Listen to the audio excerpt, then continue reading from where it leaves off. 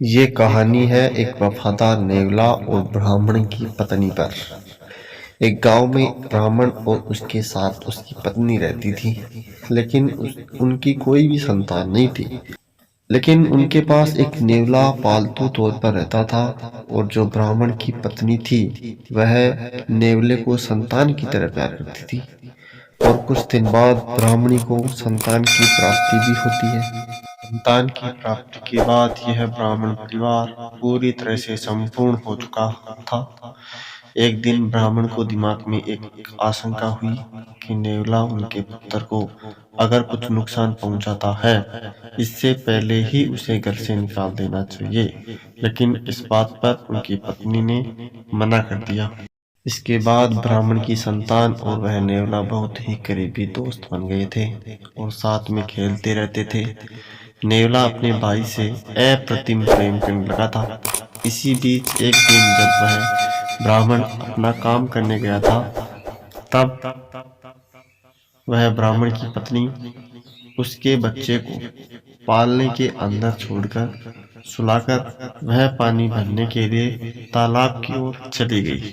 जब वह ब्राह्मणी पानी भरने के लिए बाहर गई, उसने उस नेवले को बच्चे की रक्षा करने के लिए वहां छोड़ दिया। इसी बीच गाय के अंदर अचानक से सांप आ जाता है, और जब वह सांप बच्चे की तरफ जा रहा था, वहीं अचानक से नेवले ने उस सांप पर हमला बोल दिया और सांप को जान से मार डाला। इसके बाद जब वह ब्राह्मणी पानी भरने के बाद वापस अपने घर लौटी, तब उस नेवले ने अपने मुंह पर रक्त लगाए हुए उस पत्नी का स्वागत किया। यह देखकर ब्राह्मण की पत्नी बहुत ही डर गई। उसने मन ही मन ऐसा सोच लिया कि नेवले ने बच्चे को जान से मार डाला। बिना कुछ सोचे समझे वहां ब्राह्मणी ने अपना पानी से भरा हुआ बर्तन उस नेवले के ऊपर डाल दिया, और वह नेवला मर गया।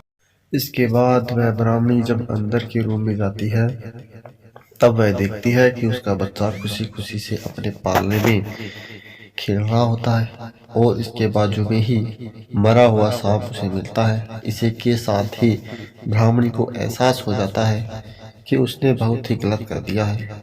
उसने अपने पुत्र समान नेवले को बिना कुछ देखे और बिना कुछ सोचे समझे मौत के घाट उतार दिया है, जबकि वह नेवले ने उस ब्राह्मणी के बच्चे की रक्षा भी की थी।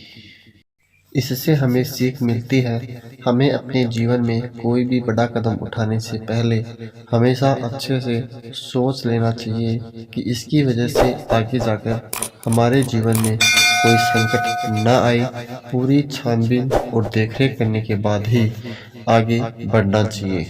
जब कभी भी आप बहुत ही खुश हो या फिर बहुत ही गुस्से में हो, तब किसी भी प्रकार का कोई निर्णय नहीं लेना चाहिए, क्योंकि कभी कभी हमारी खुद की आंखें भी हमें धोखा दे सकती हैं। इसलिए दोस्तों, किसी के ऊपर भी कोई दाग लगाने से पहले एक बार आप पूरी तरह से सोच लें कि क्या आप सही हैं, उसके बाद ही किसी के ऊपर झूठा इल्जाम लगाएं। दोस्तों धन्यवाद, खुश रहें, मस्त रहें।